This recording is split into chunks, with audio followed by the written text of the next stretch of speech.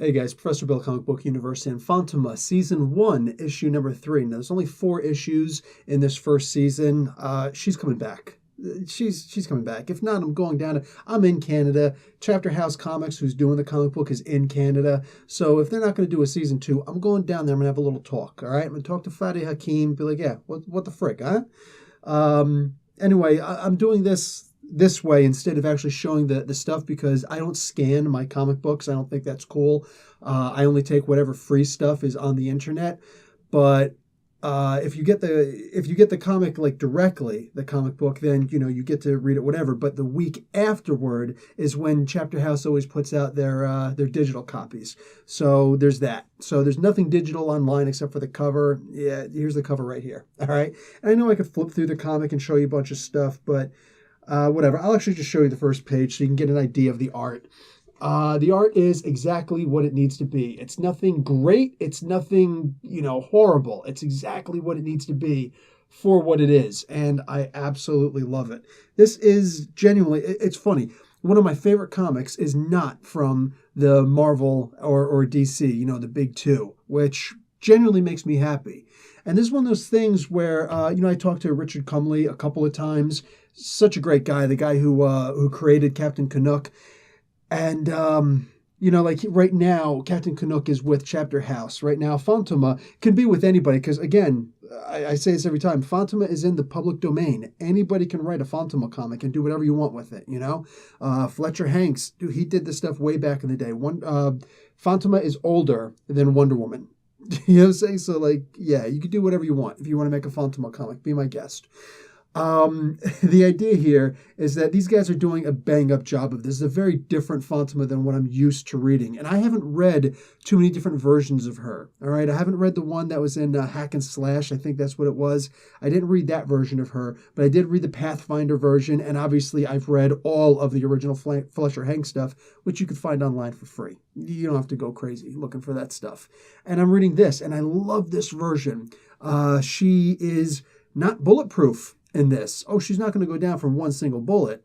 Maybe even take a couple of bullets, but she takes a couple bullets in here and she gets hurt, clearly knocked down and everything. But is she out?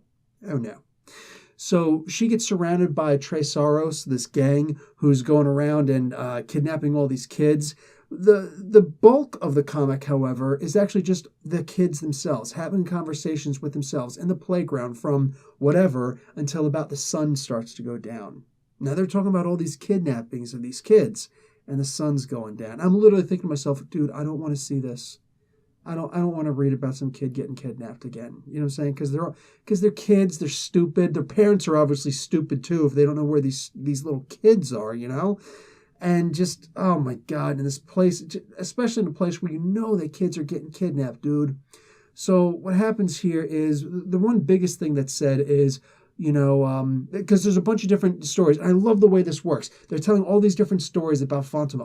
Oh, Fantomah did this, and the one time she did, and all the different kids have something else to add to these different stories, sometimes to the same stories. And at the end, the one little girl, Emily, is like, okay, but did she, was this one kid who she saved, these two kids who she saved, were they in a black car or some other color car? It's like, what's it matter? It's like, the legend is, Fantomah can't see the kids who are kidnapped in the black cars. That's interesting. So, of course, when all these kids start going home, Emily gets separated from the rest, and a black car with a Tresaro driver pulls up. This guy who's actually handed down by the boss to go out and kill Fantomah. Oh, my God. And it's like, he calls her by name, Emily, your dad doesn't want you out this late. Oh, hey, is my daddy in the car? Yeah, he's in the back. Go ahead, get in.